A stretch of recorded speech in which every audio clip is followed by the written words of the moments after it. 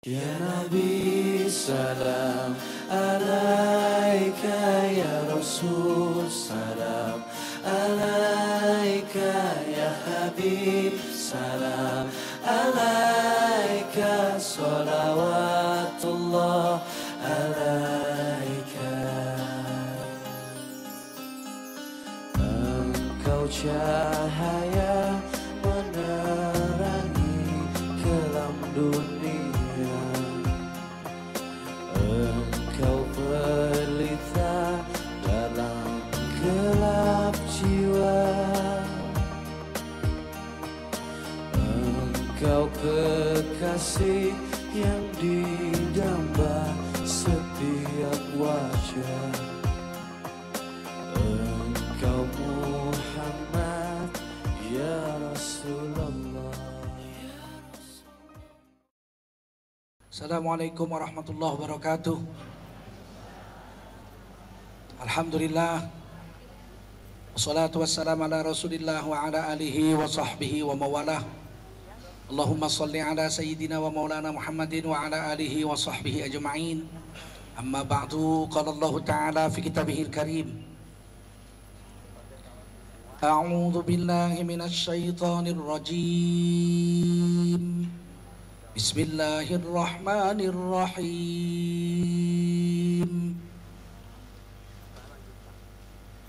Ma kana Muhammadun aba ahadim min rijalikum walakin Rasulullah wa khataman nabiyyin wa kana Allahu bikulli syai'in alima. Ya ayyuhalladzina amanu dzkurullaha dzikran katsira wasabbihuhu bukratan wa asila. Qala Rasulullah sallallahu alaihi wasallam, man kharaja min baitihi fi talabil ilmi fahuwa fi sabilillahi hatta yarji. Baginda Rasul bersabda, siapa keluar dari rumahnya untuk mendapatkan ilmu, orang itu adalah orang yang berjihad fi sabilillah sampai dia kembali ke rumahnya. Mudah-mudahan kita semua mendapatkan pahala jihad siang hari ini. Amin. Shadaqallahul azim wa shadaqa rasuluhun nabiyul karim. Wa nahnu ala dzalika minasyahidin wa syakidin walhamdulillahi rabbil alamin. Bapak dan Ibu sekalian, keluarga besar Pasaraya yang dimuliakan Allah SWT, kita bersyukur bisa kumpul di Masjid Al-Latif ini, sama-sama memperdalam pengetahuan kita tentang agama. Salawat salam kita sampaikan untuk baginda Rasulullah Sallallahu Alaihi Wasallam. Bisa kita mulai, Bu? Ya, kita perhatikan benar-benar, ini ceramah sebentar saja pendek, tapi harus sungguh-sungguh, sebab agama ini satu hal yang berbahaya kalau salah sangka. Nanti saya bilang tapai boleh dimakan karena sambil ngobrol-ngobrol salah dengar, jadi tupai boleh dimakan. Jadi Tengku Zulkarnain sesat menghalalkan tupai. Dan saya bilang tapai, jadi salah dengar tupai, bahaya itu. Tadi saya sarapan pagi makan ketan sekepal, salah dengar patut gendut. Sarapan ketan sekapal, direpot. Agama harus sungguh-sungguh. Cerita hari ini kita mau bicara tentang Maulidur Rasul, hari lahirnya Nabi. Maulid asal kata bahasa Arabnya walada, lahir. Yulida, dilahirkan. Maulid atau maulud itu artinya hari lahir. Jamaknya milad, hari-hari lahir.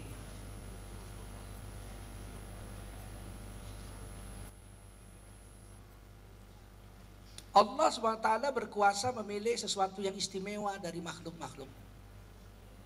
Itu hak Allah itu. Inna Allah astafa safayan min makhluqihi. Allah kuasa memilih sesuatu dari makhluknya menjadi istimewa. Itu hak Allah. Dari sekian miliar manusia Allah pilih 124.000 nabi dan rasul. Ibu-ibu selalu dengar nabi itu jumlahnya berapa? 25, yaitu ngaji waktu SD. Waktu SD nabi 25. Sebetulnya nabi bukan 25. Nabi dan rasul itu semuanya ada 124.000 orang. Berapa? 124.000. Menurut hadis Ibnu Hibban yang sahih. Menurut hadis Bukhari dari 124.000 itu 315-nya Rasul. Rasul lebih tinggi dari Nabi. Nabi menerima risalah, wahyu untuk diri dan keluarganya saja. Dia dakwah untuk diri keluarga, namanya Nabi. Kalau dia dapat risalah, wahyu, kemudian dia dakwahkan kepada umatnya, kaumnya, maka naik pangkatnya jadi Rasul. 315 Rasul. Dari 315 Rasul Allah pilih lagi 25 yang wajib kita kenal. Namanya Mustafa. 25 Rasul Mustafa pilihan. Nah, itu wajib kita kenal namanya. Walaupun gak berturut-turut, tapi asal disebut tahu kita itu Nabi, sah iman kita. Bab rukun iman tuh percaya pada Nabi-Nabi yang 25 itu. Adam, ya betul Nabi, saya tahu tuh. Daud, wah Daud juga Nabi, saya tahu itu. Saya belajar dulu. Ishak juga Nabi. Sulaiman, betul, Sulaiman tahu saya Nabi itu. Bejo, Bejo bukan. Saya tahu Bejo bukan Nabi. Itu sah imannya, 25. Dari 25 itu 5 dipilih lagi. Di antara 25 itu dari 124.000 ada 5 lagi yang disebut Rasul Ulul Azmi. Rasul Ulul Azmi yang paling menderita untuk umat. Ada 5. Nuh 950 tahun umurnya, 500 tahun dakwah siang dan malam, lailan wan naharo, cuman punya murid 80. Bayangin 500 tahun dakwah muridnya cuma 80. Tapi Nabi Nuh nggak dibilang Rasul yang gagal berdakwah. Nabi Nuh digelar Rasul Ulul Azmi. Nabi Ibrahim dakwah berapa negara tuh, lahir di Babilonia, Irak, kemudian dakwah ke Suriah, kemudian dakwah ke Palestina, kemudian dakwah ke Mesir, kemudian dakwah ke Mekah, kemudian dakwah sampai ke India. Nabi Abraham, kata orang Palestina, Nabi Ibrahim, kata orang Arab, Brahma, kata orang India. Istri Abraham, Brahma itu istrinya paling cantik sedunia, namanya Saraswati, Dewi Sarah. Swati itu bahasa Indianya Dewi, Dewi Sarah. Kata Nabi, wanita tercantik sedunia 2. Satu Siti Hawa, sepertiga wanita sedunia dijadiin satu cantik. Seluruh wanita sedunia kecantikannya itu sepertiga dijadiin satu untuk Hawa sendiri.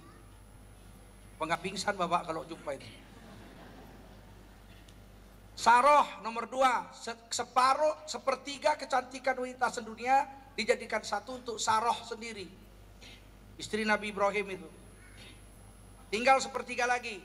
Nah, itulah yang kongsi-kongsi ini banyak-banyak nih. Jadi nggak usah bangga lah kalau cantik, kongsi sedunia sepertiga. Siti Sarah, saking cantiknya orang India menyebutnya Sarah Swati, Dewi Sarah. Nabi Ibrahim begitu dakwah keliling dunia begitu, ternyata bapaknya Azar, kalau menurut tafsir itu bapak itu bukan bapak kandung, paman. Orang Arab memanggil paman bapak juga. Azar malah nggak masuk Islam, malah tukang buat patung. Gagalkah Nabi Ibrahim? Bapak yang memelihara dia dari kecil nggak masuk Islam? Enggak. Nabi Ibrahim disebut Rasul Ulul Azmi. Nabi Musa, bapak angkatnya Fir'aun yang memelihara dia dari baby, malah ngaku Tuhan. Nggak Islam, malah mengaku Tuhan. Nggak gagal Nabi Musa, dia disebut Rasul Ulul Azmi. Nabi Isa dari baby dakwah, inni Abdullah fa'budullah rabbi wa rabbakum. Bayi di dalam pangkuan sudah dakwah, aku adalah hamba Allah, sembahlah Allah Tuhanku dan Tuhanmu. Muridnya cuma 12, 33 tahun dakwah, muridnya cuma 12. Kalau ada kiai dakwah 33 tahun, muridnya 12, mending berhenti jadi karyawan pasar raya aja. Tapi Nabi Isa enggak, terus dakwah sampai diangkat ke langit. Beliau tidak disebut Rasul yang gagal, beliau disebut Rasul Ulul Azmi. Nabi Muhammad SAW 23 tahun hampir jadi Rasul. Seluruh jazirah Arab Islam ketika Nabi wafat. Tapi paman kandungnya Abu Lahab, Abu Thalib tidak sempat Islam. Nabi Muhammad nggak disebut Nabi yang gagal, Nabi Muhammad Rasul Ulul Azmi. Dari 5 Rasul Ulul Azmi, satu lagi diambil, paling istimewa diambil Allah, yang disebut Sayyidul Anbiya'i wal Mursalin, yaitu Nabi Muhammad sallallahu Imamul Mursalin, imam bagi seluruh nabi-nabi yang ada. Nabi Muhammad yang paling istimewa, yang hari ini kita peringati hari lahir. Nah, bapak-bapak, ibu-ibu yang mulia, dari sekian banyak manusia yang dipilih jadi Rasul cuma 124.000 jadi Nabi dan Rasul. Sementara bulan, Allah berhak memilih dari 12 bulan itu ada 4 bulan haram. Rajab, Dzulqa'dah, Dzulhijjah dan Muharram. Itu 4 bulan agung. Allah pilih itu. Terserah Allah. Dari malam-malam yang hebat itu yang Allah pilih paling unggul malam Lailatul Qadar. Allah kuasa memilih pilihannya. Begitu juga Rasul. Rasul punya hak untuk memilih yang terbaik menurut Rasul. Kalau menurut Rasul baik, maka Allah mengatakan baik. Nabi itu lahir di Mekah, dekat Ka'bah rumah Nabi. Tapi kemudian Nabi hijrah ke Madinah. Beberapa tahun kemudian kota Mekah dikuasai Nabi. Semua orang Mekah masuk Islam. Bahkan istri Abu Sufyan, Hindun yang makan jantung Sayyidina Hamzah waktu perang Uhud, masuk Islam. Tapi kemudian Nabi mengatakan, saya tidak tinggal di Mekah, saya akan kembali ke Madinah. Orang Madinah sudah nangis, ini Nabi sudah menguasai Mekah, pasti balik ke Mekah lagi. Orang rumah Nabi ada di Mekah kok. Apalagi kuburan istri Nabi tercinta Khadijah ada di Mekah. Ada Ka'bah lagi di Mekah, ada air Zam-Zam. Tapi nyatanya Nabi mengatakan, hai kaum Ansor, saya ikut kamu. Dulu saya menderita, kamu yang nolong. Sekarang saya sudah menang, saya tetap akan setia bersama kamu. Maka Nabi memilih kuburannya di kota Madinah. Madinah jadi mulia dengan ada kubur Rasul. Bohong orang yang mengatakan Madinah hebat bukan gara-gara kuburan, gara-gara masjid Nabi. Bohong. Kalau kuburan Nabi di Ciawi, kira-kira mana lebih ramai orang? Ke Ciawi atau ke Madinah? Ya, jadi jangan bohong lah. Kadang-kadang orang Islam ini mau bohong demi ambisi, paham dia mau bohong. Tidak ada jemaah haji yang akan mau ke Madinah kalau nggak ada kubur Nabi di Madinah.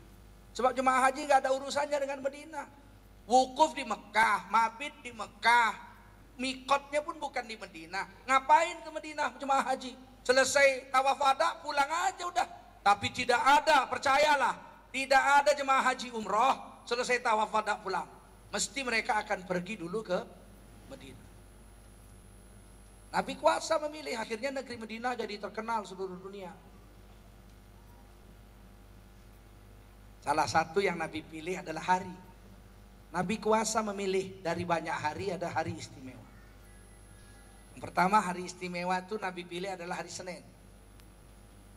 Ternyata Nabi itu setiap hari Senin puasa.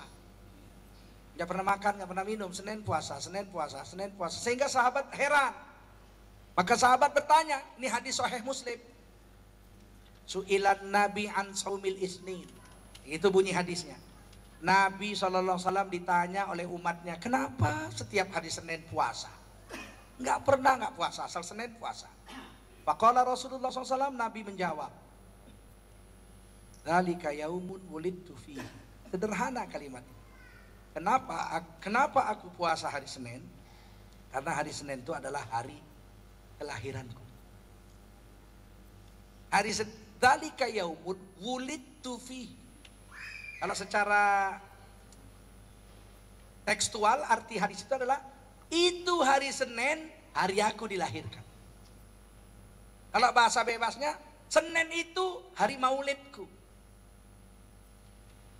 Kalau bahasa Jawanya, dzalika yaumun wulidtu fihi, dina Senin iku dina wetonipun. Itu bahasa Jawa halus. Kalau bahasa Jawa Medan, Jawa Delhi, dina Senin niku dina brojolku.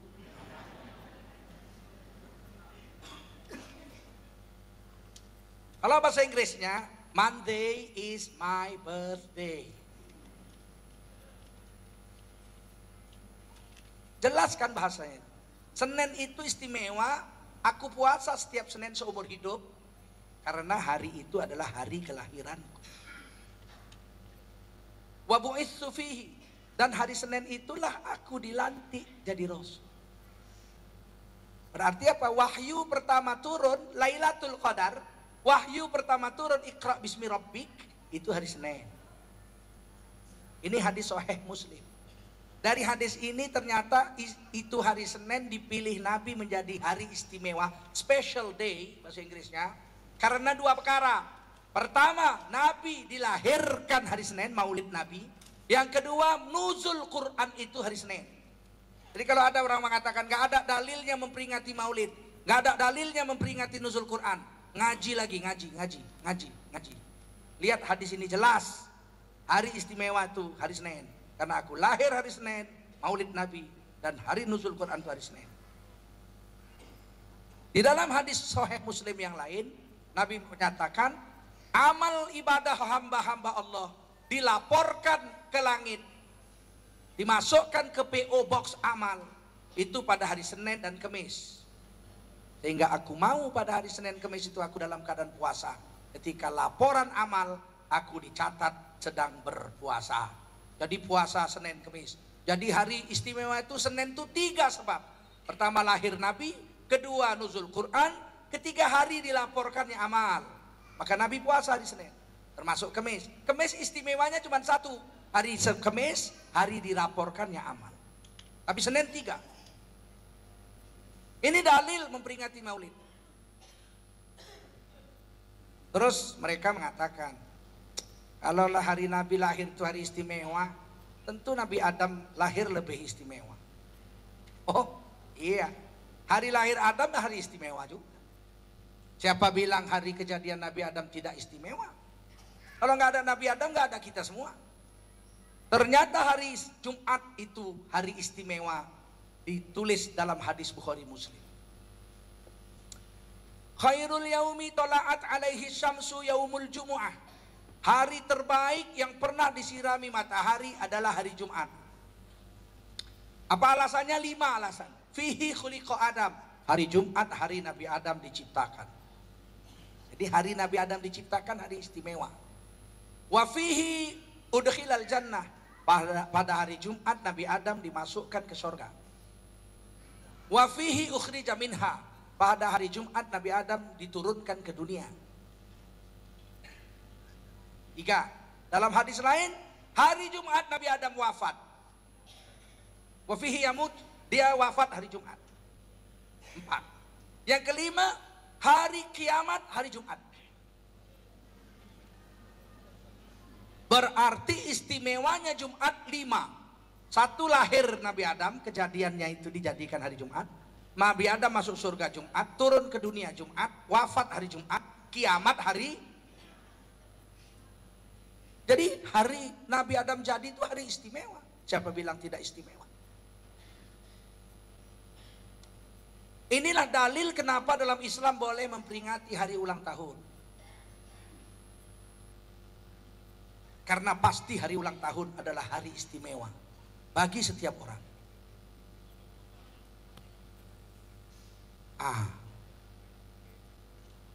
Biasanya orang kalau lahirnya Jumat, wafatnya Jumat.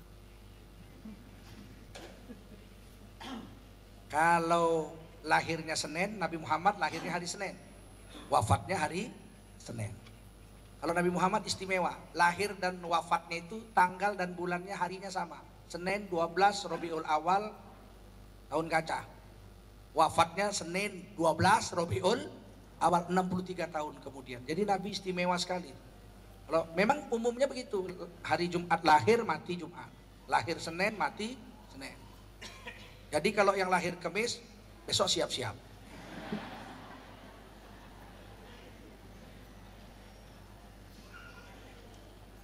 Masalah kedua,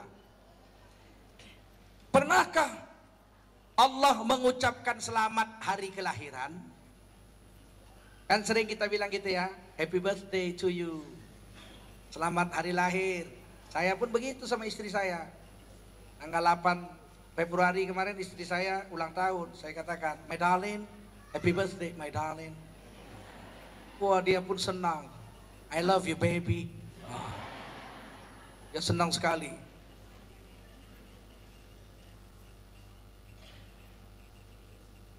Allah ternyata 2 kali mengucapkan selamat hari lahir kepada manusia di dalam Al-Quran. Yang pertama surah Maryam ayat 13. Oh bukan 13, 15. Maryam ayat 15. Wassalamun alaih. Selamat atasnya. Wassalamun alaihi yauma wulida wa yauma yamutu wa yauma yub'atsu hayya. Selamat kepada Nabi Yahya bin Nabi Zakaria pada hari maulidnya, yauma wulida, pada hari dia dilahirkan, on his birthday. Bahasa Inggrisnya gitu. Selamat pada Nabi Yahya pada hari dia dilahirkan, pada hari dia mati, dan pada hari dia hidup lagi hari kiamat. Hebat Nabi Yahya diucapin selamat lahir. Kenapa? Istimewa. Beliau lahir dari seorang bapak yang sudah umur 100 tahun lebih. Dan istri Nabi Yahya, ibu Nabi Zakaria, istri Nabi Zakaria, ibu Nabi Yahya itu mandul. Wamro'ati akhir, istriku mandul. Jelas Nabi Zakaria bilang, wamro'ati akhir, istriku mandul. Udah umur 90 lebih, sudah menopause. Gigi sudah rontok semua, nenek-nenek keriput. Tapi Nabi Zakaria ini istimewa. Dia tahu istrinya mandul, tapi dia tidak kawin lagi. Tetap bertahan dengan satu istri, dan dia berdoa tiap malam dalam tahajudnya. Rabbi la tadarni fardan wa anta khairul warithin. Dahsyat ini ya. Saya terharu setiap baca kisah ini. Ya Tuhanku, jangan biarkan aku hidup sebatang kara, gak punya anak. Sesungguhnya Engkaulah yang maha memberikan waris kepada siapa engkau mau. Doa itu 100 tahun tiap malam tahajud dikumandangkan oleh Nabi Zakaria. Lain kalau kita kan kawin 2 tahun gak punya anak, kawin lagi. Kenapa? Istri mandul. Udah 2 tahun gak punya anak, kawin lagi. Kenapa? Istri mandul. 3 tahun gak punya anak, kawin lagi. Kenapa? Istri mandul. Udah 4 istri. Kata kawan gak punya anak juga? Enggak. Jangan-jangan coba kau periksa ke dokter. Dia periksa. Rupanya dia yang mandul. Udah 4 perempuan jadi korban.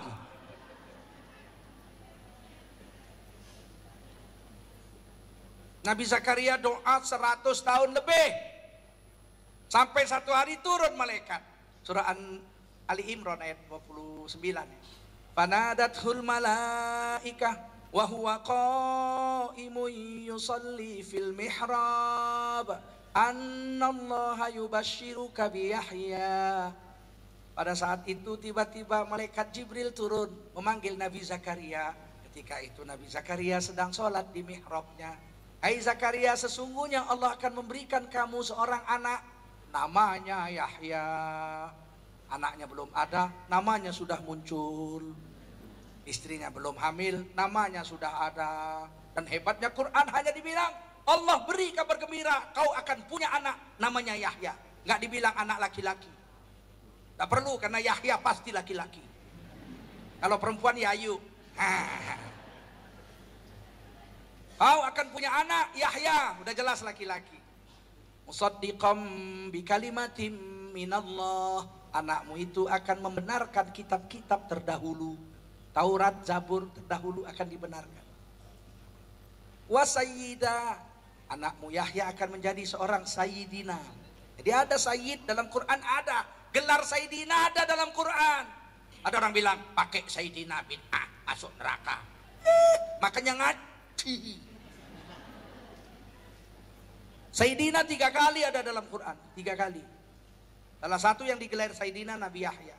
Wasayyida, dia lahir nanti seorang sayyid pangkatnya. Wahasura, dia nanti mati muda belum sempat kawin dan tidak pernah berzina. Jadi laki-laki yang mati perjaka, perempuan yang mati perawan, itu digelar hasur. Laki-laki yang mati muda belum sempat berzina, belum sempat nikah. Itu Imam Nawawi itu digelar hasur. Umur 45 belum nikah mati. Itu digelar hasur. Nabi Yahya nanti mati sebelum sempat nikah. Wahasura wa nabiyya, dia akan menjadi seorang nabi. Minas solihin, dan dia satu dari orang-orang soleh. 4 gelar Nabi Yahya. Itu orangnya belum ada, belum lahir. Namanya udah diberi, gelarnya udah diberi. Sayyidina, Asura, Nabi, Solihin. Maka Nabi Zakaria mengatakan, bagaimana mungkin aku punya anak sedangkan istriku mandul, wa mraati akhir, istriku mandul. Qala, malaikat menjawab, kadzalik.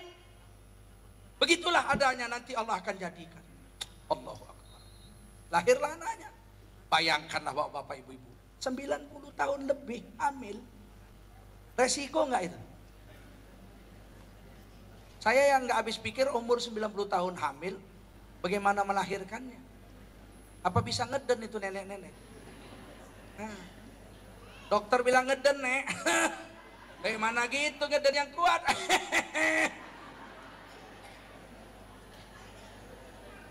Mau dioperasi sisar, belum ada dokter. Coba betapa resiko besar ini laki-laki akan lahir. Tapi rupanya kuasa Allah. Nabi Yahya lahir tanpa ngeden. Istri Nabi Zakaria sedang zikir-zikir, tiba-tiba anaknya keluar aja, jerot, metu gue ya. Langsung Allah katakan, wassalamun alaihi yauma wulida. Selamat pada Nabi Yahya pada hari dia dilahirkan, pada hari maulidnya, on his birthday, dino wetonipun. Saya heran kalau ada orang bilang nggak ada dalil tentang mengucapkan selamat lahir, nggak ada dalil tentang maulid. Saya bingung benar. Seluruh negara sedunia mengatakan maulid itu boleh dibuat. Hanya ada satu negara yang anti maulid. Masa ulama sedunia bodoh semua nggak punya dalil?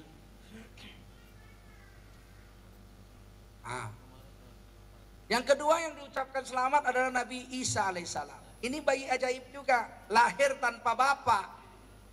Dari seorang perawan, akan dahsyat juga. Kalau tadi lahir dari seorang nenek-nenek mandul, ini Nabi Isa lahir dari seorang gadis perawan yang tidak pernah dilihat oleh laki-laki dan tak pernah melihat laki-laki kecuali mahramnya, dan kulitnya pun tak pernah bersentuhan dengan laki-laki. Mana ada perempuan kayak gitu sekarang? Sekarang kalau kita naik kereta api, kita lebih takut sama perempuan daripada laki-laki. Kalau laki-laki kita desek-desekan berani, kalau perempuan gimana desek? Mana berani kita desek-desekan? Wanita begitu hebat tiba-tiba hamil. Sehingga sampai Siti Maria mengatakan, ya Allah, lebih baik matilah daripada hidup, ya Allah. Sedih sekali cerita itu, akhirnya hamil juga. Itu perintah Allah. Semua orang marah-marah. Ayo, bapakmu orang soleh Imron, pamanmu Nabi Zakaria, sepupumu Nabi Yahya, ibumu soleha, bibimu soleha, mbahmu soleha, keturunan Nabi Harun. Kenapa kamu tiba-tiba melahirkan anak zina seperti ini? Maka Maryam mengatakan, inni nazartu lirrahmani sauma, aku bernazar nggak mau ngomong. Akhirnya begitu anaknya lahir, orang Bani Israel datang, dia tunjuk aja anaknya. Mau tahu siapa bapaknya? Tanya langsung sama anaknya. Anak kecil kok ditanya, endel-endel mana iso ngomong. Tiba-tiba anak itu bicara. Inni Abdullah, fa'budullah rabbi wa rabbakum. Sesungguhnya aku bukan anak zina, aku ini hamba Allah. Sembahlah Allah Tuhanku dan sembahlah Allah Tuhan kamu itu. Wih, kaget orang semua. Ini anak kecil bisa ngomong. Wassalamu alayya yauma wulidtu wa yauma amutu wa yauma ub'atsu hayya. Selamat kepadaku pada hari aku dilahirkan, pada hari aku nanti mati, pada hari aku hidup lagi di hari kiamat. Subhanallah. Ini surah Maryam ayat 35. Dari ayat inilah Allah mengucapkan 2 kali selamat hari lahir. Maka ulama ahli tafsir kita mengambil hukum boleh mengucapkan selamat hari lahir kepada siapa yang kita sayangi atau yang kita tahu. Kemarin saya ke Jogja tanggal 5 Maulid Nabi. Sebelum pulang saya sempatkan pergi ke Malioboro. Saya bilang sama yang ngantar, "Cika sebentar Malioboro, kita ada waktu 2 jam." Hingga Malioboro. Saya cari baju untuk istri saya di kaki lima itu murah-murah, 40.000, 35.000, 50.000. Saya bilang tipis sekali, nggak mungkin saya kasih istri saya baju tipis. Yang tebal nggak ada. Mana mungkin saya belikan baju tipis? Istri saya bukan kue lapis. Kan gitu kan? Abang sayang, ku minta baju yang tipis. Jangan adik, kau bukan kue lapis. Akhirnya saya cari toko, masuk toko, saya bilang, tolong saya sediakan baju cepat 5 pasang, yang tebel-tebel yang bagus. Akhirnya dikasih nih, wah daster bagus nih, bagus. Saya, oh ya oke, kasih 5 warna model sama. Dah, bungkusin cepat, saya bayar udah, pulang. Malam tanggal 6, saya bilang istri saya, sayang, sini yang. Saya manggil istri sayang. Bukan tukul aja manggil istrinya sayang. Ini sayang, ada apa bang? Ini ada baju. Yo, kok banyak sekali 5. Ini ulang tahun. Happy birthday my darling. Dia bilang kok sampai 5 bang? Lah setahun sekali. Senangnya dia. Terharu dia. Kenapa? Karena saya sayang pada istri saya. Anehnya hari ini ada orang mengatakan, aku cinta pada Nabi. Aku sayang sama Nabi. Aku memperjuangkan dan mengikuti sunnahnya 100%. Kami adalah pencinta Rasul. Tapi ada satu perkara yang paling kami benci, yaitu hari ulang tahun Rasul, itulah kami paling benci. Ini pembohong besar. Pembohong kalau dia bilang dia cinta Nabi, tapi dia benci hari lahir Nabi. Kan aneh itu. Semua yang ada pada diri Rasul kami cinta. Cuman satu yang kami benci, hari lahirnya itu. Siapa bersenang-senang menyambut gembira lahirnya Nabi, masuk neraka jahanam. Aneh betul ini orang. Kalau saya katakan pada istri saya begitu, bagaimana perasaannya? Dia bilang, kan ulang tahun tanggal 8 bang, ini baru tanggal 6. Ya karena tanggal 8 abang ke Tanjung Pinang, jadi nggak jumpa kita.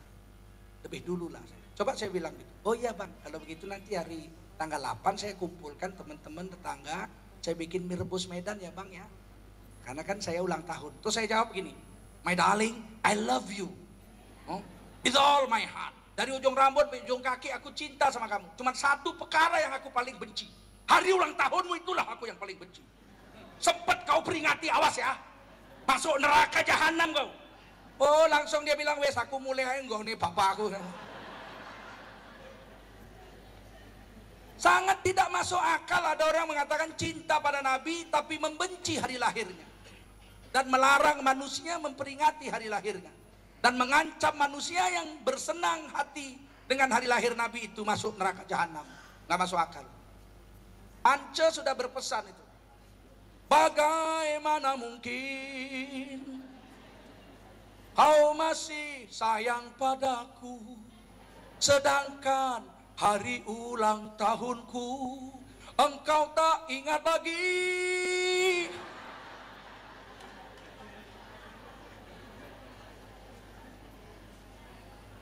Tidak mungkin. Maka saya heran, gak habis pikir. Sampai sekarang masih ada sekelompok kecil umat Islam yang berkeras mati-matian mengancam orang-orang yang memperingati hari lahir Nabi dengan masuk neraka. Kalau masuk neraka maulid Nabi, ketua panitia duluan masuk neraka. Kedua, ketua masjid yang nyediain tempat. Nah, ketiga baru saya. 4 ibu-ibu nyusul, bapak-bapak nyusul semua. Ada-ada aja orang kita ngaji bagus-bagus, cerita tentang Rasul, pakai Quran hadis, diancam neraka. Katanya Nabi nggak pernah memperingati hari lahirnya. Lah itu tadi, setiap hari Senin Nabi puasa, ngapain Nabi puasa hari Senin? Dzalika yaumun wulidtu fihi, karena hari Senin hari lahir. Kan hadis itu Sahih Muslim, kok dibilang nggak ada dalil? Masalah keempat, Nabi Muhammad itu rahmat, bukan untuk dunia, bukan untuk umat Islam. Wa ma arsalnaka illa rahmatan lil alamin. Tidaklah kami utuskan engkau wahai Nabi Muhammad SAW, melainkan menjadi rahmat bagi seluruh alam semesta. Itu rahmatan lil alamin, itu bahasa Inggrisnya. Rahmatan lil alamin. Lil alamin itu artinya for the all universe. Untuk seluruh alam semesta. Jadi bukan untuk dunia saja, bukan untuk matahari, planet, tata surya, tapi untuk seluruh alam jagat raya. Nabi Muhammad itu datangnya membawa rahmat. Bayangkan kalau ada orang yang datang membawa kasih sayang kepada kita, kira-kira kita seneng nggak memperingatinya? Sedangkan istri saya kasih 5 pasang baju, bahagianya dia. Besoknya saya mau berangkat, saya sakit perut, mah saya kambuh, dia sediakan bubur masukkan tupperware, ada garam, ada goreng bawang, ada ikan senangin goreng kesukaan saya. Inilah bang, jangan sampai abang lapar tengah jalan makan. Apa ini? Bubur. Di jalan banyak bubur. Lain lah bang, ini kan saya yang bikin. Masya Allah. Dalam hatiku dikasih baju 5 aja dibawain bubur.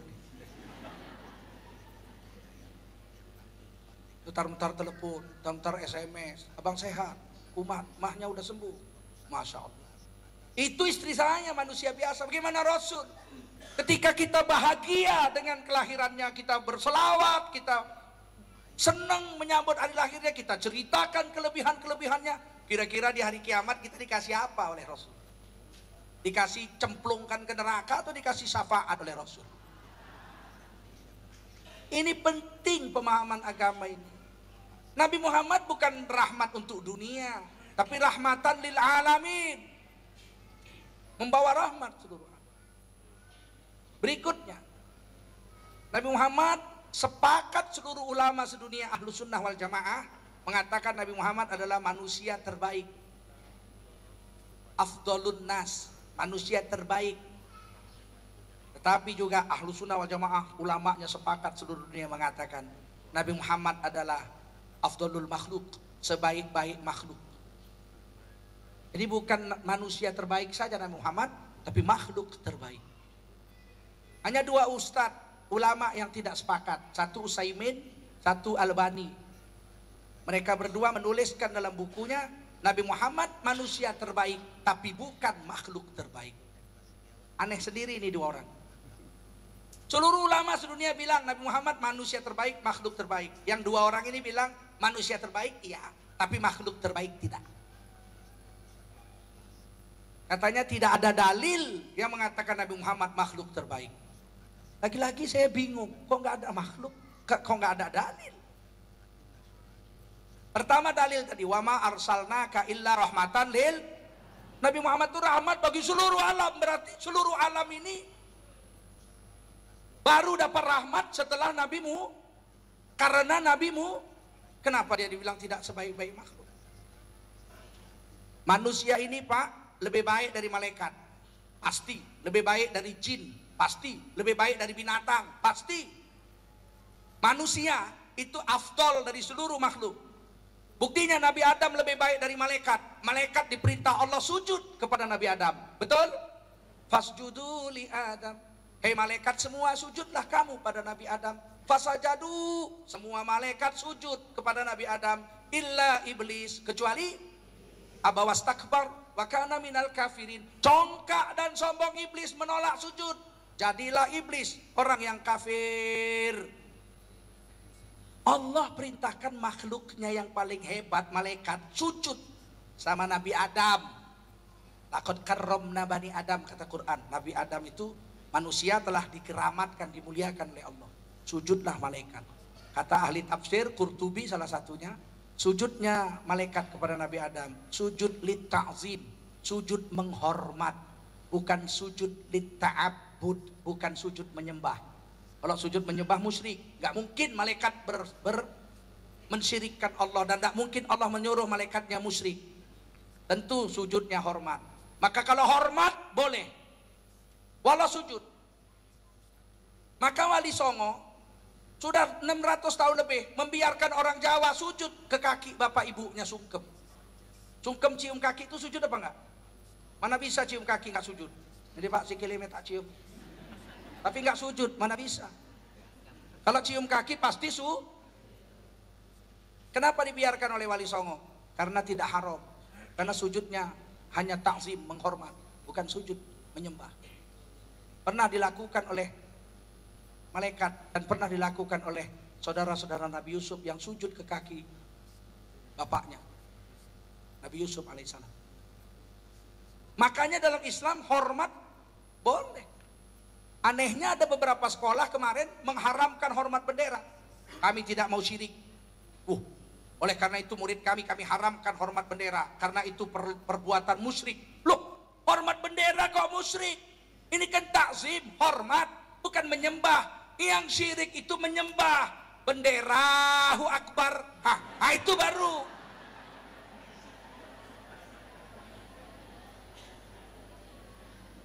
Kalau cuman hormat, apa salahnya hormat? Sahabat pun menghormati bendera. Bendera perang Nabi dipegang oleh Mus'ab bin Umair. Waktu perang Uhud dibacok tangannya, putus. Jatuh bendera itu, tangkap tangan kiri. Tidak rela dia bendera Rasul jatuh ke tanah. Datang musuh, dipancung lagi ke tangannya, putus. Sebatas siku. Dipeluk tuh bendera dengan sikunya yang masih berdarah-darah. Ditaruh ke dadanya. Datang musuh lagi, dipancung pinggangnya, putus dua. Jatuh bendera ke tanah, disamber oleh sahabat yang lain. Musyrik, gara-gara bendera mati.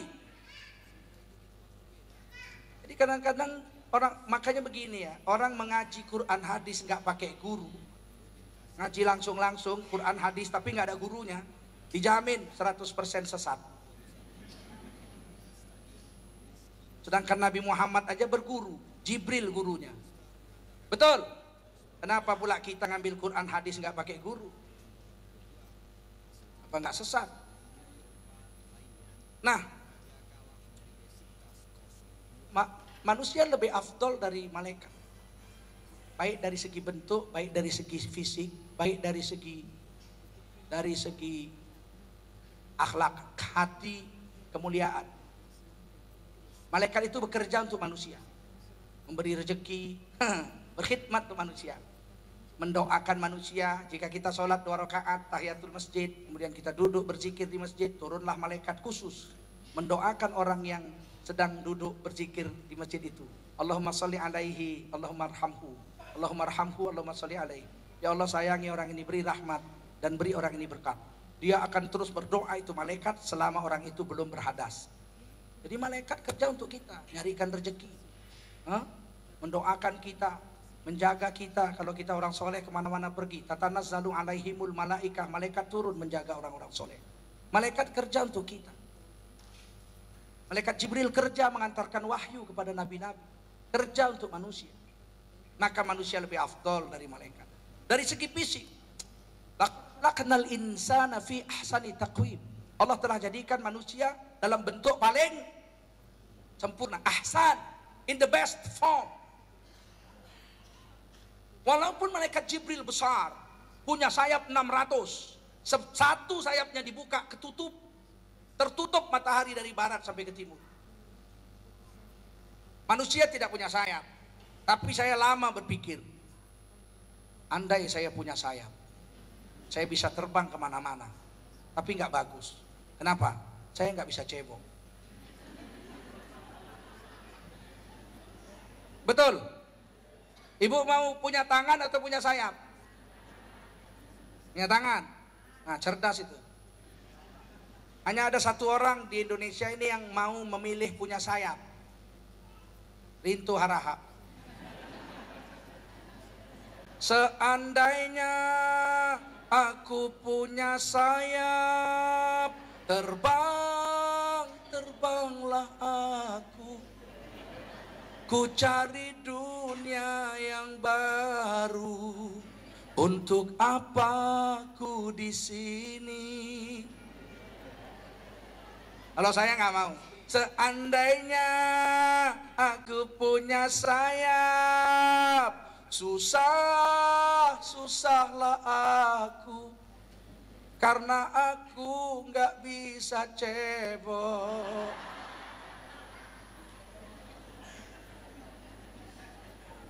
Penuh najislah celanaku.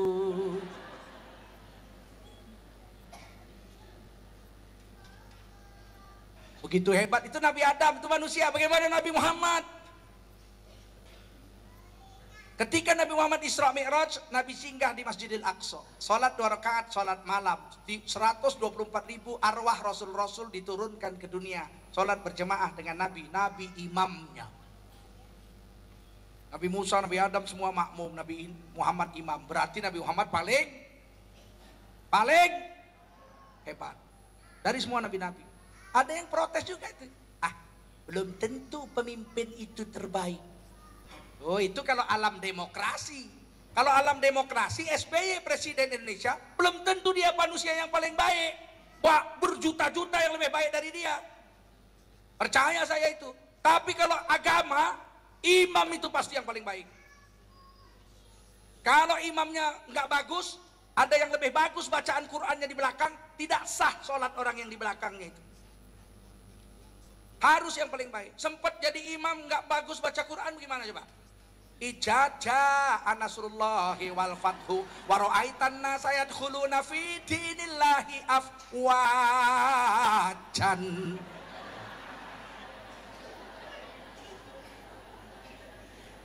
Bingung lah yang di belakang. Besok priok nih, bro. Ini hari wajan, besok priok. Tentulah imam harus yang Nabi Muhammad yang terbaik. Kalau ada yang lebih baik hari itu, pasti yang terbaik itu yang jadi imam. Bukti yang lain, Nabi Muhammad lebih afdol dari seluruh makhluk. Ketika Nabi Muhammad Isra Mi'raj sampai di Sidratil Muntaha, Buraq yang dinaiki Nabi pulang ke surga Ma'wa. Walaqad ra'ahu nazlatan ukhra 'inda Sidratil Muntaha 'indaha jannatul ma'wa. Sungguh Nabi telah melihat rupa malaikat Jibril dalam bentuk aslinya 2 kali. Sekali ketika di Gua Hira, pulang dari Gua Hira, yang sekali lagi ketika di Sidratil Muntaha, malaikat Jibril membentuk bentuk aslinya. Kepalanya di langit ke-7, kakinya di bumi yang paling bawah. Tapi malaikat Jibril bisa dilihat oleh Nabi dari kepala sampai kaki, lengkap. Berarti Nabi Muhammad sama kuat dengan Jibril hari itu. Kemudian Jibril bilang, ya Muhammad Rasulullah, sampai sini saja saya nggak bisa mengawani. Karena kalau saya lewat dari batas Sidratil Muntaha, saya akan musnah. Hancur lebur tanpa bekas. Pamitlah malaikat Jibril. Izinkan aku pergi. Maka Nabi Muhammad Mi'raj sendirian, melewati Sidratil Muntaha, masuk ke Raf-Raf, terus lagi sampai ke Mustawa. Tubuh Nabi tidak hancur. Ini membuktikan Nabi Muhammad lebih afdol dari malaikat Jibril sekali. Ada yang mengatakan begini, cicit-cicitnya murid Albani lah. Mereka mau bela kesalahan gurunya dengan mengatakan ada satu hadis Bukhari hadis Bukhari.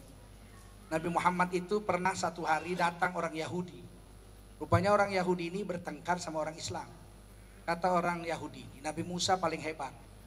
Manusia paling hebat itu Musa. Kata sahabat, bukan, yang paling hebat manusia, makhluk yang paling hebat itu Nabi Muhammad. Kata Yahudi, enggak, Musa. Nabi Muhammad, enggak, ping, ditumbuknya hidungnya. Muncratlah, patah hidungnya.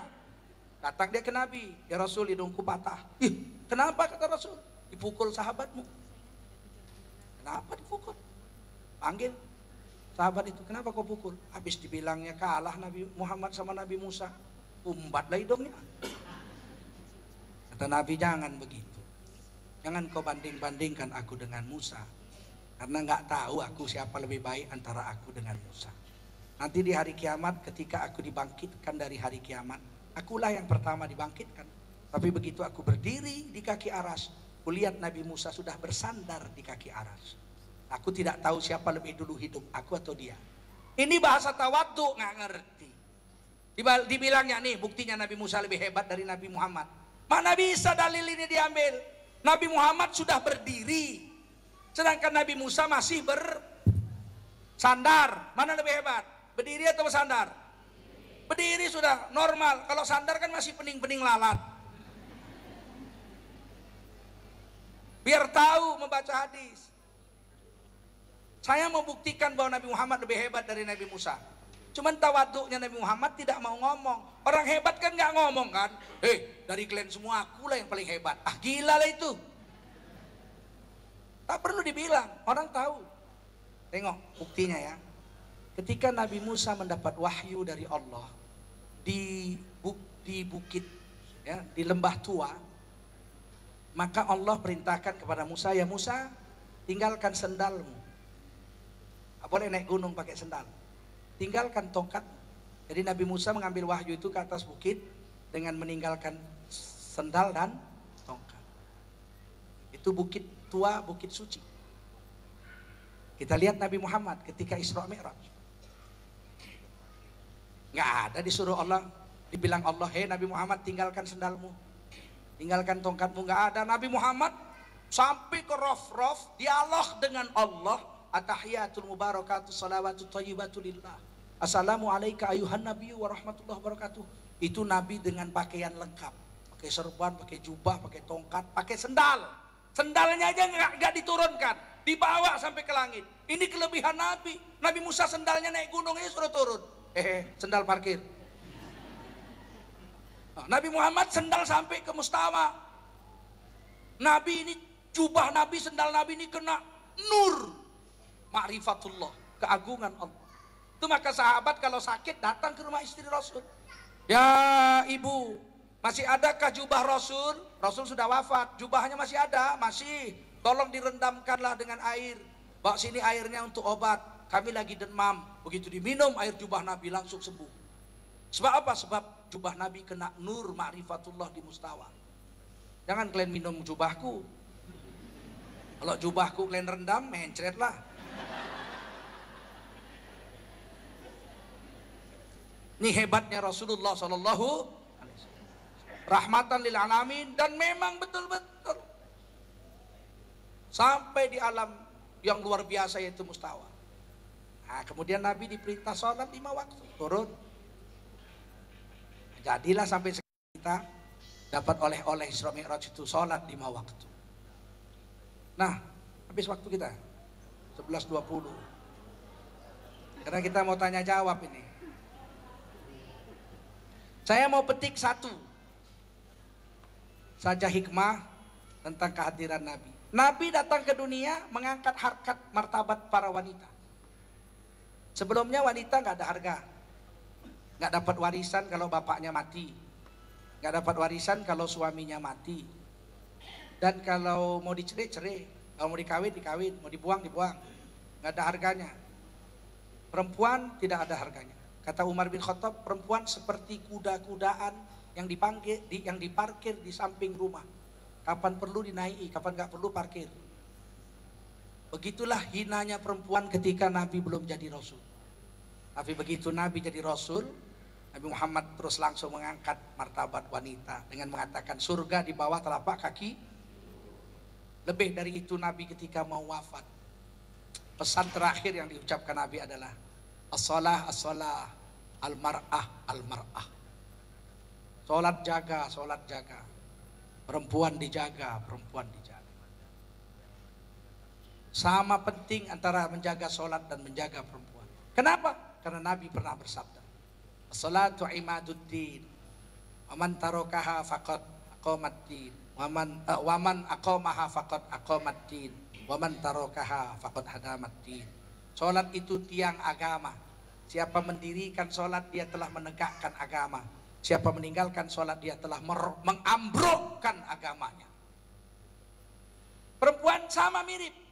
Al-mar'ah imadul bilad. Idza saluhatil bilad, wa idza fasadatil bilad. Itu perempuan adalah tiang negara. Kalau perempuan bagus, baguslah negara. Kalau perempuannya rusak, hancurlah negara. Jadi sama-sama tiang.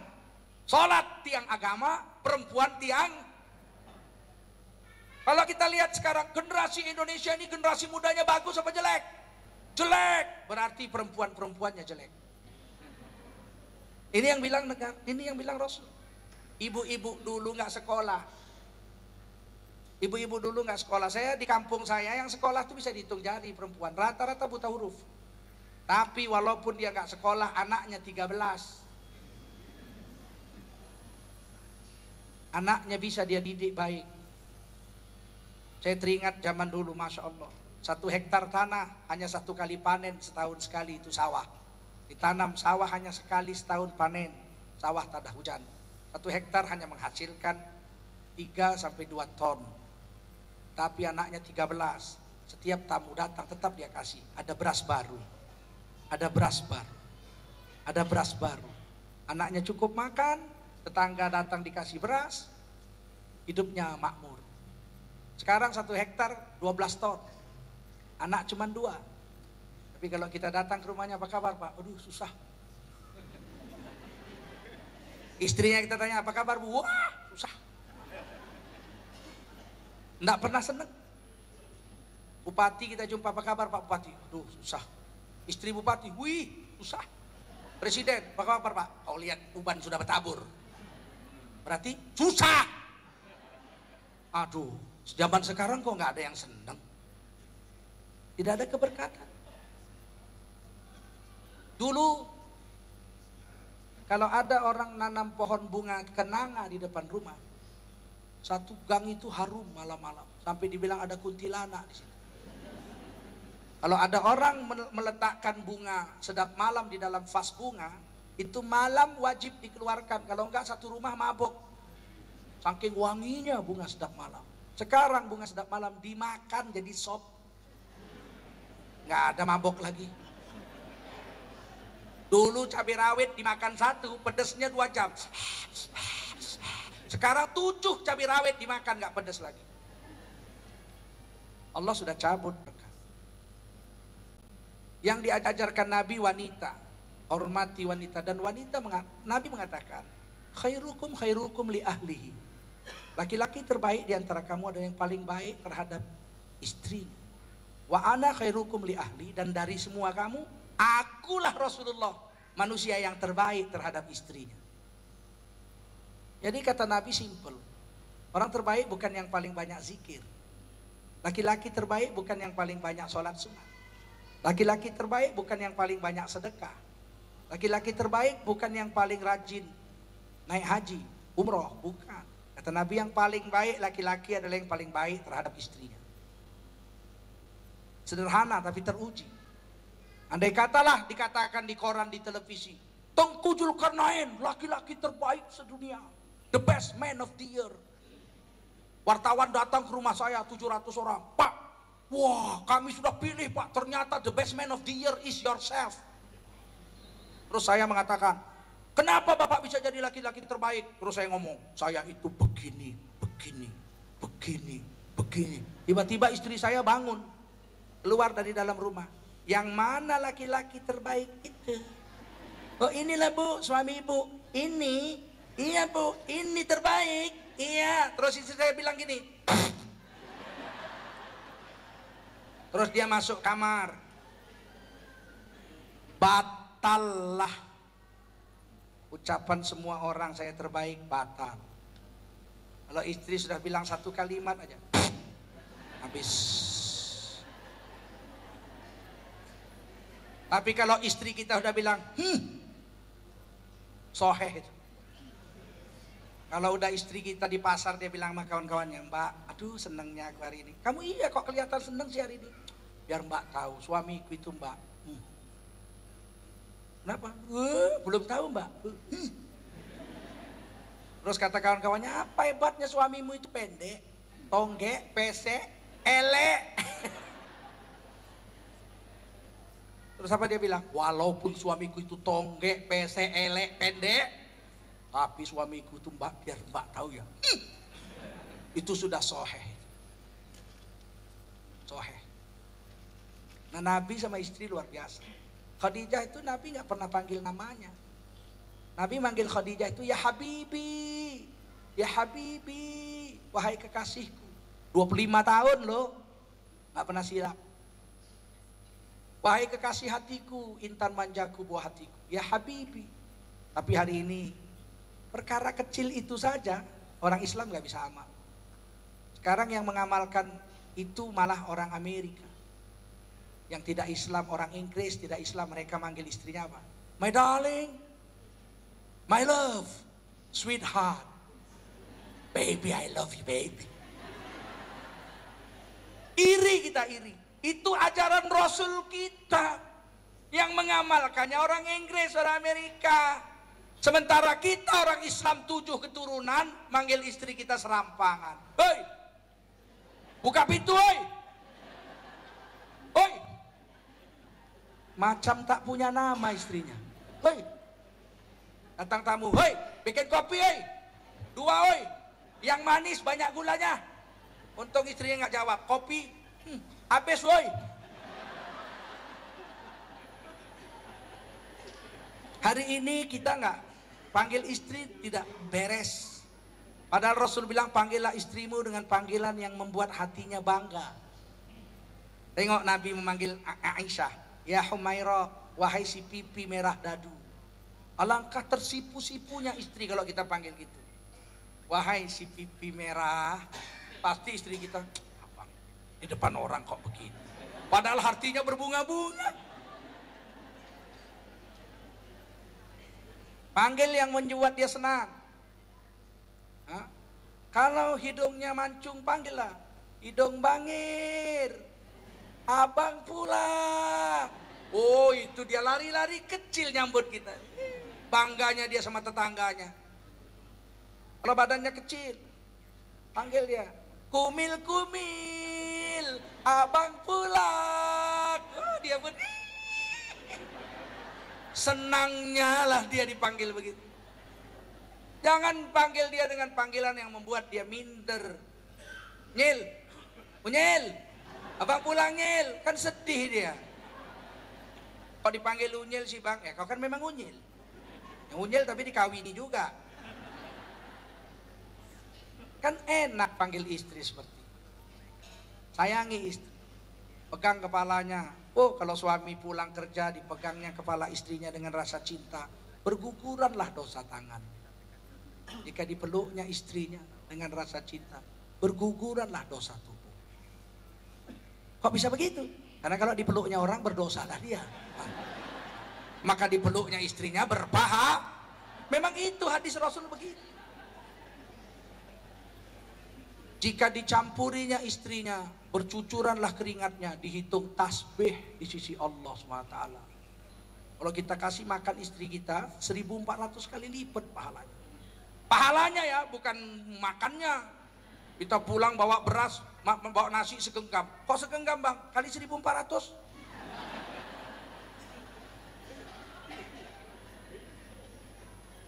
Ah, betapa bahagianya kita yang diajarkan Nabi ini. Ibu-ibu pun begitu, sayang sama suami, jangan melawan. Ya bu, ibu mau masuk surga, cuman 4 langkah aja. Berapa langkah? 1, jaga sholat, bisa? Yang kuat lah, bisa? Jaga puasa, yang kedua bisa? Yang ketiga agak susah sedikit. Taat sama suami seumur hidup, gak pernah ngelawan, bisa?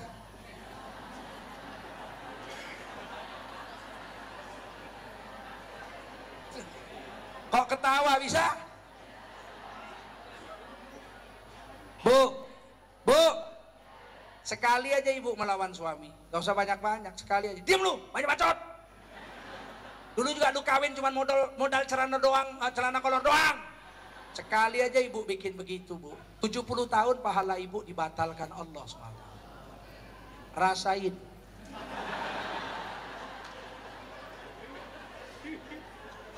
Jangan lawan suami. Suami tidak boleh dilawan.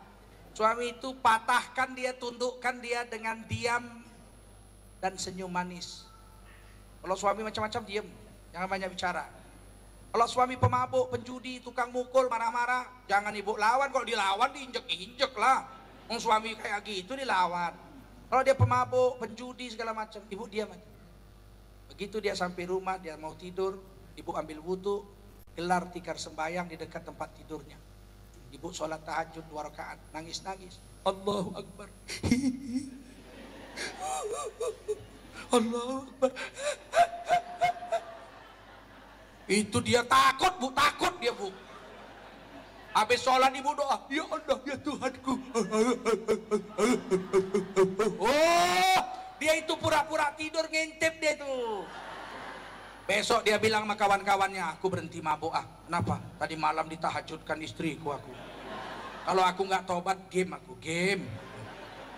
Itu lebih dahsyat daripada ibu ngelawan. Ibu doakan, ibu zikir kalau baca sholat, kalau ibu masak, zikir, baca Quran. Insya Allah suaminya sebulan, 2 bulan, 3 bulan, 6 bulan baik. Ya, dengan zikir, jangan pergi ke dukun. Kalau ke dukun manjur juga sih, tapi ibu berdosa besar. Ada obat yang paling manjur membuat suami nggak berdaya. Apa itu? Mau tahu? Ini obat dari Sumatera Barat. Kalau ibu buang air besar, yang pertama keluar ambil. Kepalanya itu diambil. Ambil, jemur sampai kering, masukkan tempat bumbu.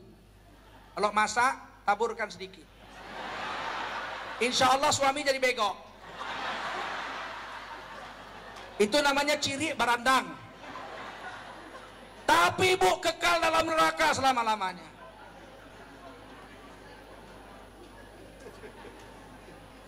Buat apa? Suami bego, tapi masuk neraka buat apa? Lebih bagus banyak zikir, banyak baca Quran waktu masak. Nur Quran dan zikir ini akan mengubah hati anak dan suami kita menjadi orang yang soleh. Jadi nanti kalau kita bagus bu, kita jadi suami istri di dunia, menjadi suami istri di dalam surga Allah Subhanahu wa ta'ala. Sampai di sini, mari kita buka tanya jawab. Bapak Ibu dipersilakan ada yang tanya untuk ibu-ibu.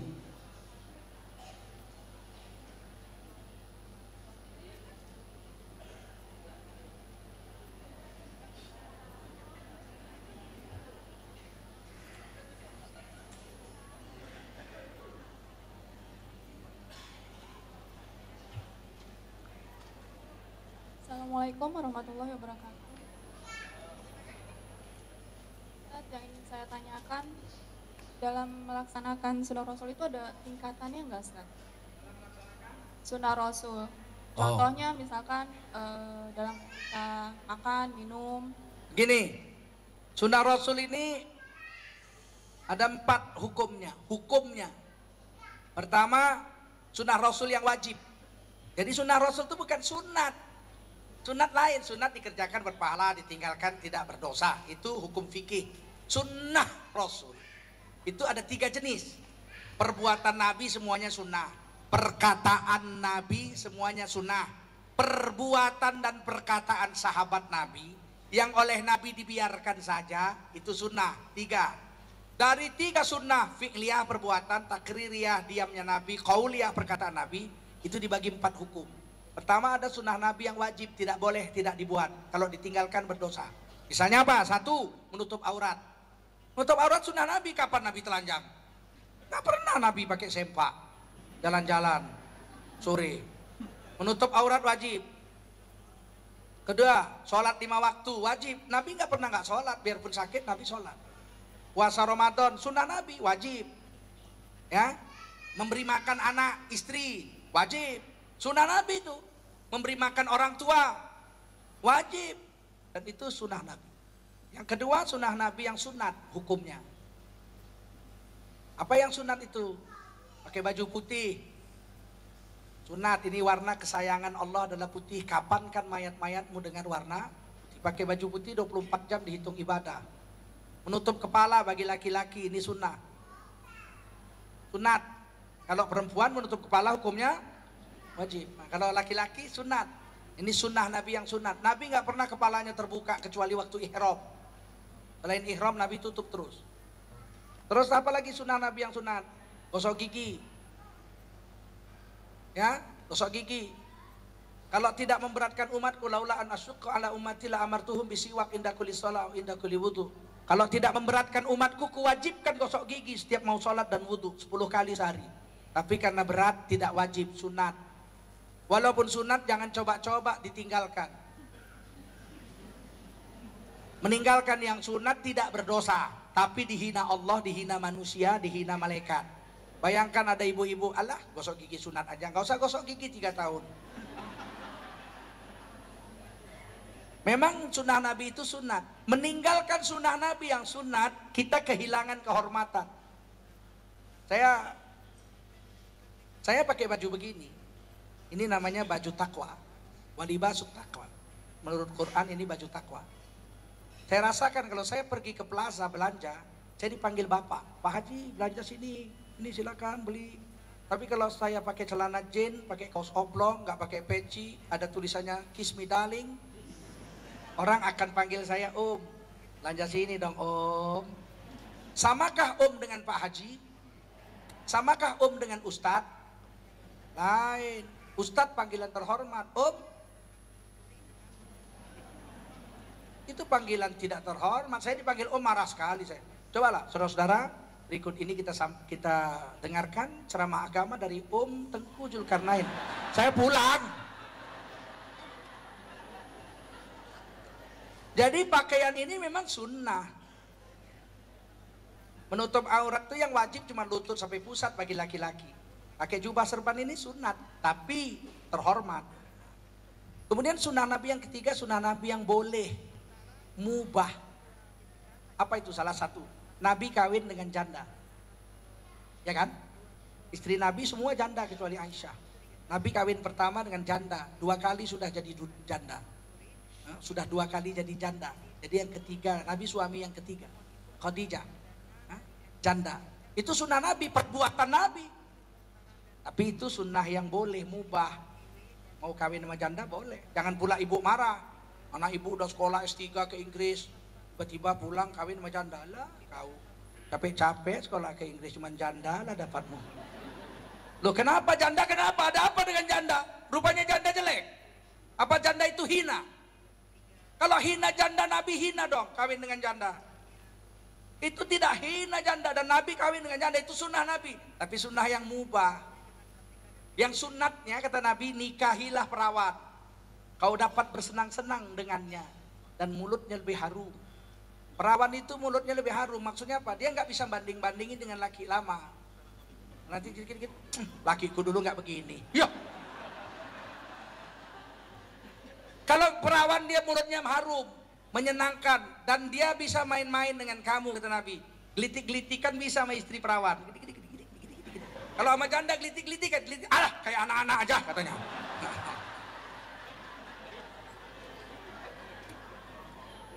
Banyak sunnah Nabi yang mubah ya, nikah dengan janda, menggembalakan kambing. Menggembalakan kambing itu sunnah Nabi, melatih kesabaran itu. Susah gembala kambing. Saya lihat itu kawan-kawan saya yang menggembala kambing, menderita, ditarik, ngelawan, didorong, mogok, diikat, jerit-jerit, dilepaskan, hilang. Tapi itu sunnah Nabi yang mubah gitu. Ya. Kemudian ada sunnah Nabi yang haram. Jadi sunnah Nabi tidak semuanya bagus. Bukan karena jeleknya dia haram, tapi karena khusus Rasul yang buat, orang lain tidak boleh. Apa sunnah Nabi yang haram diikut? Pertama, nikah tanpa wali. Kalau kita wajib ada wali. Kalau walinya nggak ada, negara jadi wali. Kadepak, kepala kantor agama jadi wali. Sultan waliun liman la waliyalah. Jadi wajib nikah tanpa wali. Wajib nikah dengan wali. Kalau Nabi, beliau boleh nikah tanpa wali. Datang Umi Habibah, ya Rasul, suami saya murtad. Dia apa? Di Ethiopia. Sekarang anak-anak saya banyak. Sedangkan bapak saya Abu Sofyan panglima perang kafir. Gimana nasib saya ini? Dan Nabi sudah nggak usah khawatir, saya kawini kamu. Gak perlu wali, langsung dinikahi selesai. Allah walinya, kiraman katibin saksinya. Kalau kita mana bisa? Sini Mina, saya kawini kamu. Loh, bagaimana caranya mas? Tenang, Allah wali, kiraman katibin saksi. Nggak bisa. Nabi bisa nikah lebih dari 4. Istri Nabi 16, 15 istri Nabi, 15. Istri kita nggak boleh lebih dari 4. Lebih dari 4 haram. Ya, dan Nabi boleh nikah tanpa saksi. Kalau kita tidak sah nikah kalau nggak ada 2 saksi yang adil. Kira-kira itulah sunnah Nabi. Mana yang kita harus buat? Pilih aja apa yang bisa kita. Kalau yang wajib nggak bisa ditawar. Sunnah Nabi yang wajib kalau ditinggalkan berdosa. Tapi kalau sunnah Nabi yang sunat, buat sebanyak-banyaknya. Sunnah Nabi yang haram jangan buat.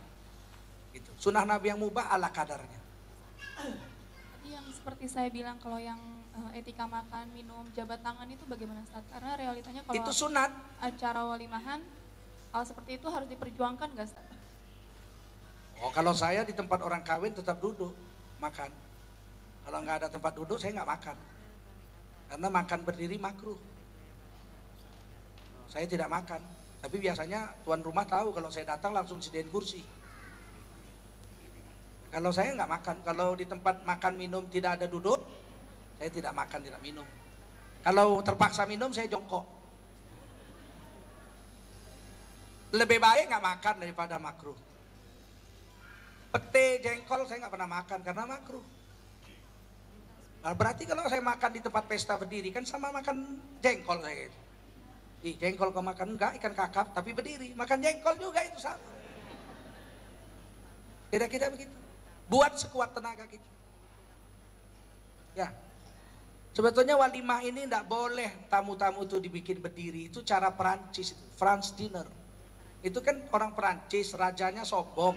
Menunjukkan kayanya, rakyatnya dikasih makan, tapi dia nonton dari balkon tuh rakyat kita. Berdiri pun makan kayak kambing.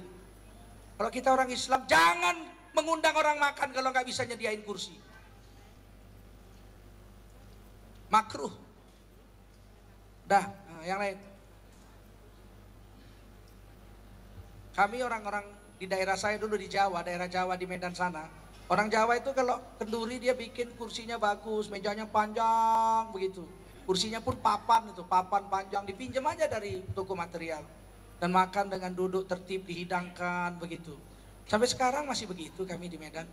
Orang-orang Jawa sana ya, masih lebih memegang adab. Assalamualaikum warahmatullahi wabarakatuh. Waalaikumsalam warahmatullahi wabarakatuh. Ada beberapa pertanyaan, sebenarnya masalah kecil, cuman saya pengen satu jawaban yang pasti Pak. Yang pertama, seperti yang Bapak sampaikan tadi baju putih ya Pak ya. Cuman kenyataannya di masyarakat kita kalau orang meninggal itu kan pakai baju hitam. Kemudian bagi wanita lebih baik warna hitam. Hitam adalah warna kesukaan Allah pada wanita. Oh gitu. Putih pada pada laki-laki. Nah terus kalau meninggal tuh pakai bendera kuning gitu loh Pak. Bendera itu kalau di Medan merah. Oh gitu. Pekanbaru putih. Beda-beda ya Pak. Iya, karena di sini mungkin benci sama Golkar dibikin kuning. Di Medan merah. Kalau di Pekanbaru putih. Nah terus lagi Pak, tadi masalah wanita. Kenapa ya Pak ya wanita itu diharapkan untuk selalu sabar gitu. Sama laki-laki juga disuruh sabar. Innallaha ma'as sabirin. Sesungguhnya Allah bersama orang-orang yang baik laki-laki maupun perempuan. Biasanya laki-laki itu memang temperamental. Laki-laki itu menutupi kelemahannya dengan marah. Kalau kau lihat merah di pipi, bekas gambar tanganmu, sering kau lakukan bila kau marah, menutupi salahmu. Jadi laki-laki itu marah menutup salah. Laki-laki kalau pulang jam 2 malam, sebelum ibu buka pintu dia marah duluan. Lama banget bukanya, menutupi salahnya. Dia pulang jam 2 malam kok. Terus ibu gantian marah. Ngapain ibu marah? Ibu mau nutupin salah ibu. Ibu kan gak punya salah itu. Ya buka aja dengan senyum manis. Kok lama bukanya? Senyum aja. Jangan jawab, orang udah jam 2 malam kok. Dia makin marah. Nah, itu perempuan itu ditakdirkan Allah punya senjata. Senjatanya itu diam, nangis. Laki-laki takluk kalau istrinya itu diam dan nangis. Marahilah istri kita. Kamu gini. Dia diam. Begini. Diam. Tiba-tiba dia nangis. Langsung kita itu kalah. Mau ngapain lagi? Dia udah nangis. Nah, tapi kalau dia ngelawan, begini. Ada alasan nabok, kamu ribut. Makanya senjata wanita itu dikasih Allah 2, diam dan laki-laki itu memang senjatanya marah, menutupi salah. Cerai aja. Ini kayak hebat kali. Laki-laki itu kan gitu, dikit-dikit ngancam, cerai. Padahal kalau cerai dianya yang setengah mampus. Saya baru tahu lah, kawan saya profesor doktor S3 sekolah di Amerika. Dosen, 20 tahun lebih jadi dosen. Saya datang ke rumahnya, istrinya pulang kampung 2 minggu aja ke rumah mertuanya kena sakit. Gitu saya masuk rumahnya, celana dalam di ruang tamu. Saya bilang, apa nih? Maklum istri pulang kampung. Ternyata dia sok marah-marah, gak ada istri menderita. Kata Waljina, walang keke menclok nang tembok mabur maneh menclok neng pari. Ojo ngenyek yo mas karo wong wedok ditinggal lunga setengah mati. Ayo. Jadi memang gitulah, senjata perempuan itu memang itu ya Bu. Jangan ibu mau bertindak seperti laki-laki, rugi. Laki-laki pun begitu, marah itu senjatanya. Kalau pula laki-laki diem, terus nangis, iya. Terus Pak, ini masalah ulang tahun Pak. Tadi kan kalau Nabi dia selalu puasa setiap hari Senin. Nah, apa kita nih manusia biasa juga dianjurkan untuk berpuasa di hari kelahiran kita Pak? Hah? Di hari kelahiran kita, dianjurkan atau gimana Pak? Oh iya. Itu aja Pak, makasih. Boleh, bersyukur kepada Allah yang paling tinggi adalah berpuasa. Apa saja, misalnya begini, tiba-tiba kita dapat warisan. Ternyata mbah kita di Belanda mati, nyari-nyari anaknya nggak ketemu. Giliran ketemu cucunya kita. Sekali dapat 200 miliar. Kan kaget 200 miliar duit semua nggak campur daun. Terus kita bersyukur. Syukurnya apa? Puasa. Itu syukur paling tinggi. Kalau syukur sedekah, ya syukur juga. Syukur pergi umroh, iya bagus. Tapi itu ada mengambil keuntungan. Sedekah, nama kita jadi populer. Umroh, selain nama populer kita lihat-lihat negeri orang. Ada juga keuntungan kita ambil dari bersyukur itu. Tapi kalau puasa, nggak ada keuntungan apa-apa. Nama nggak populer, hati kita nggak ada, makan apapun nggak menikmati, malah makanan minuman nggak kita makan. Jadi syukur tertinggi itu puasa. Jadi kalau kita syukur hari lahir kita puasa, boleh. Karena syukur tuh yang tertinggi puasa. Sedekah boleh. Kalau saya biasanya sedekah. Ada hari lahir sedekah. Karena puasa nggak kuat. Saya nggak kuat puasa, air ini haus. Satu hari bisa 4 liter saya minum. Kalau makan nggak ada masalah. Tapi minum. Nah, gitu. Yang lain habis ya. Kita masih ada satu acara lagi. Cepat sedikit, langsung aja. Jangan dipakai mukaddimah, langsung pertanyaan. Assalamualaikum warahmatullahi wabarakatuh. Waalaikumsalam. Di luar tema Pak Ustadz. Apa-apa? Saudara saya udah janda. Janda. Terus dia mau balik ke suaminya lagi. Tapi perempuannya mempasahkan laki-laki itu. Dia nikah dengan wali hakim. Saksi 2 orang. Tapi saudaranya dan wali yang di jauh itu tahu. Sekarang begini, tidak boleh wali hakim kalau ada wali nasab. Walinya jauh Pak Ustadz. Ya, jauh minta izin. Kalau ada izin tertulis dari wali nasabnya, bapaknya, abangnya gitu, baru boleh wali hakim. Kalau enggak boleh. Dan wali hakim itu enggak boleh sembarangan orang. Enggak boleh ustadz, kiai, enggak boleh. Wali hakim itu harus kepala Kementerian Agama. Tingkat kecamatan, tingkat kota, tingkat provinsi, menteri agama, presiden. Itu yang boleh jadi wali hakim. Selain itu enggak boleh. Tidak sah bapak-bapak pergi ke Indramayu terus nikah di sana, wali hakimnya kepala pesantren di sana, enggak sah. Sultan waliun liman la waliyalaha. Jadi harus pegawai negeri, pemerintah yang ditunjuk oleh pemerintah adalah kepala kantor agama. Jadi pernikahannya gimana? Tidak sah kalau bukan itu. Kalau bukan Kementerian Agama, walinya nggak sah. Ustadz. Ya nggak salah nikahnya. Ulang nikahnya. Ya, makasih Pak Ustadz. Assalamualaikum warahmatullahi wabarakatuh. Hati-hati dengan nikah bapak-bapak, hati-hati. Ini antara hidup kita dengan Allah SWT. Karena kalau nikah nggak sah, setiap hari pergaulan kita dihitung zina. Yang main-main dengan nikah, betul-betul lah rujuk kita kepada agama. Ya jangan anggap enteng dengan urusan seperti ini. Habis. Kalau ayah angkat? Mana bisa ayah angkat? Sedangkan ayah yang menyusui aja nggak boleh. Ya istrinya, maksudnya istrinya. Ayah rodoah nggak boleh. Walaupun ayah rodoah itu nggak batal wudu ya. Artinya begini, kalau saya ngambil anak perempuan, terus anak perempuan itu disusukan oleh istri saya atau adik perempuan saya. Maka anak perempuan itu sama saya jadi rodoah, tidak batal wudhu dengan saya sampai mati. Tapi saya tetap aja nggak bisa jadi wali. Tapi tidak batal wudhu, bisa saya pegang-pegang dia. Gitu ya, habislah, habis waktu, saya mohon maaf. Boleh nanti tanya di itu, info apa saya punya website engkuzulkarnain.net. ya, tengkuzulkarnain.net. Saya punya 140 tulisan, boleh dirujuk, boleh dibaca, boleh dikopi, boleh disebarkan pada kawan-kawan. tengkuzulkarnain.net.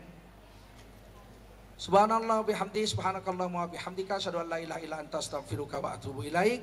Subhana rabbika rabbil izzati amma yasifun, salamun alal mursalin, alhamdulillahi rabbil alamin. Ibu-ibu, bapak-bapak, kita mohon infaknya untuk kesinambungan cara kita dan juga untuk dompet umat. Pada petugas dipersilakan. Salatullah salamullah ala toha rasulillah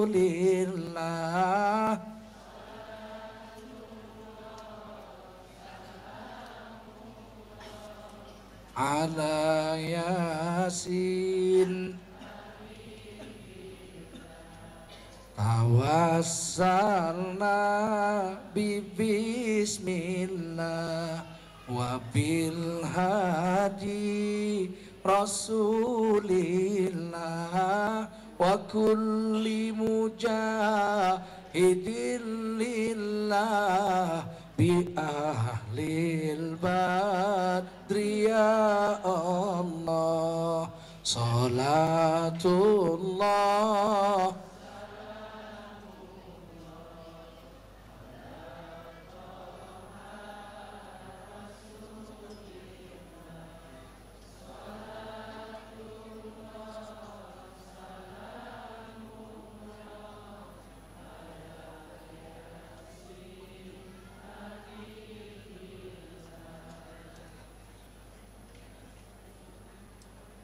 awassalna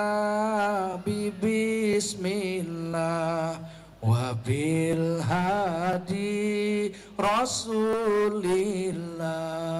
wa kulli mujahidin lillah bi ahlil badri ya Allah. Salatullah salamullah ala toha rasulillah. Salatullah salamullah ala yasin habibillah. Salatullah salamullah ala yasin habibillah. Mari kita doa.